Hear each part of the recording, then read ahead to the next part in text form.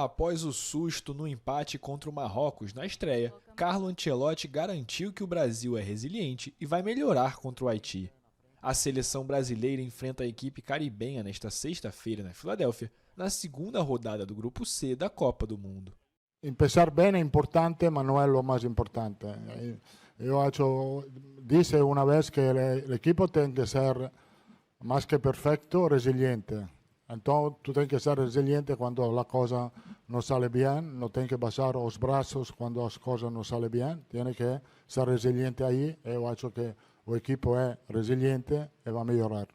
Com Neymar novamente fora de combate devido a uma lesão na panturrilha direita, os comandados de Ancelotti esperam reencontrar o caminho certo das vitórias. Eu acho que a autocrítica da equipe, dos jogadores, foi uma crítica positiva e trabalhamos nesses dias para tentar de solucionar isso. Eu acho que vamos a solucionar. Ou antes ou depois vamos a solucionar, porque sigo confiante que a equipe vai ser competitiva nessa Copa do Mundo. Perguntado sobre Endrick, o treinador italiano afirmou que o jovem é um talento extraordinário, mas precisa de mais tempo para se firmar na seleção.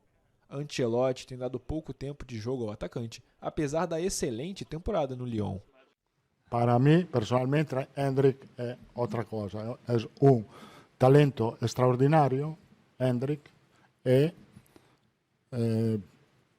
Brasil vai aproveitar de suas qualidades e nessa Copa do Mundo e também na próxima Copa do Mundo.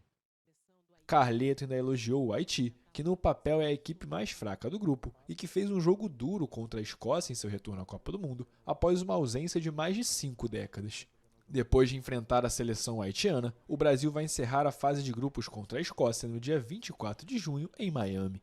E a gente vai para aquela famosa e que todo mundo tem falado muito, que é colocar o Endrick, né? A gente já falou bastante disso, ele já falou hoje que ele é um jogador excepcional, mas que tem paciência, ele gosta dessa paciência que o Endrick tem. A gente imagina que o Endrick não vai começar como titular, mas deve entrar ali. Gabriel, tá na hora de botar o Endrick. Hoje a gente viu mais um jovem fazendo história, né? E depois a gente vai falar um pouquinho do Manzambi. Mas Endrick na seleção brasileira. Esse cor é válido, eu colocaria ele para jogar, mas eu acho que a gente tem que fazer um certo alerta em relação a essa história também, né? O Endrick, ele é um jogador extremamente talentoso, é um jovem que ele é um grande potencial, ele é um, enfim, grande talento. Ele, quando entra em Wembley, faz gol, contra a Espanha faz gol, ele não sente muito peso, mas a forma que está sendo enfim, tratado esse assunto, eu acho que ela é um pouco preocupante. Ela flerta com um lado preocupante, que é depositar no Endrick a esperança de um hexacampeonato, né? Isso está acontecendo fora da nossa bolha muitas vezes, né? As pessoas olham para o Endrick e acham que o Endrick vai entrar contra o Haiti e vai fazer 10 gols, né? Ele consegue lidar bem com a expectativa, creio eu, ele mostra isso, mas não é o salvador da pátria também. Acho muito importante ter um pouco dessa cautela, mas que ele ajuda, acho que sim. Acho que é um jogador extremamente talentoso que pode trazer essa outra característica. Não tem, é uma obediência tática, talvez, né, na visão do Carlo Ancelotti, mas tem talento, e acho que isso basta em vários momentos. Mas calma também, não é que o Endrick entre e vai fazer 10 gols por jogo e vai ser o cara da seleção brasileira e vai ser campeão porque ele vai estar em campo. Acho que tem que haver essa cautela também, até para ele conseguir dar melhor. Eu não acho que o Endrick tem que ser titular. Eu acho que o Endrick tinha que ter entrado contra o Marrocos, sem dúvida. O jogo pedia, o jogo estava pedindo. E o Endrick é esse jogador, caramba. O Ancelotti sabe melhor do que a gente. Ele entra no segundo tempo, resolve as coisas. Mas eu não acho que ele tem que ser titular.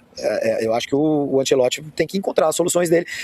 O João Pedro ia ser titular amanhã, se tivesse sido convocado. Aí inventaram aí essa palhaçada de convocar o Neymar e a gente tá aí nesse dia da marmota eterno aí. Mas o Endrick acho que é um jogador que é um jogador para segundo tempo mesmo. Eu não faço parte do coro de tem que ser o Endrick, tem que ser o Endrick, tem que ser o Endrick. E acho que amanhã ele vai voltar um pouco ao que ele estava fazendo, né? Vai voltar ao 4-2-4 dele lá, vai dar 2 passinhos atrás e voltar ao sistema que ele usou mais vezes como técnico da seleção, até meio que, sei lá, se arrepender depois daquele amistoso contra o Panamá. Eu vou nessa. Júlio, assim, não acho que o Endrick tem que ser titular, mas ele tem que ser usado. Assim, primeiro, uma coisa muito legal da Suíça e do Manzambi é que essa a migração trouxe para vários países europeus coisas que eles não tinham anos atrás, né? A própria Suíça tem um ataque, o titular é o Embolo, né? Que também é de origem africana lá atrás. E aí você tem na França, obviamente, que já é uma coisa mais antiga, mas tem várias seleções. Vai ter na Portugal, Rafael Leão, enfim, vai ter. Mudou o cenário de todas as seleções. E aí você vai ter gente de migração que trouxe a Suíça era um time todo durão antigamente, aquele time que só se defendia. E hoje tem atacantes que são atacantes insinuantes, como é o Manzambi, como é o próprio Embolo, né?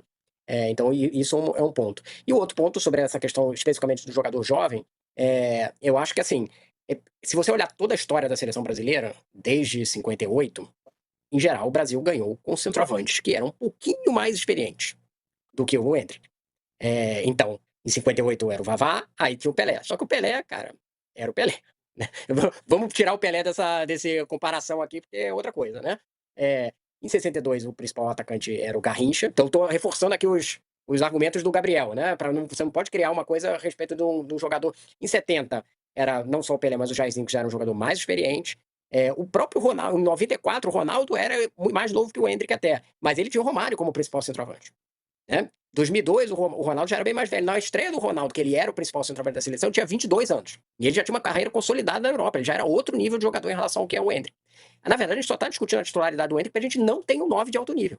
Esse que é o problema.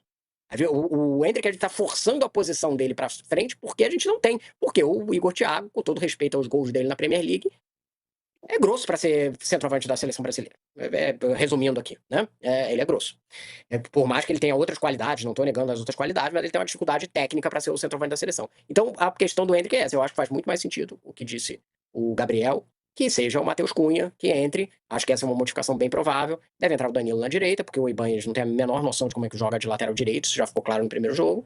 E aí as outras modificações vão depender se ele vai voltar para o 4-2-4, como falou o Gabriel, e aí vai entrar um ponta direita, ou se ele vai manter os jogadores no meio de campo, vai manter os 3 no meio de campo.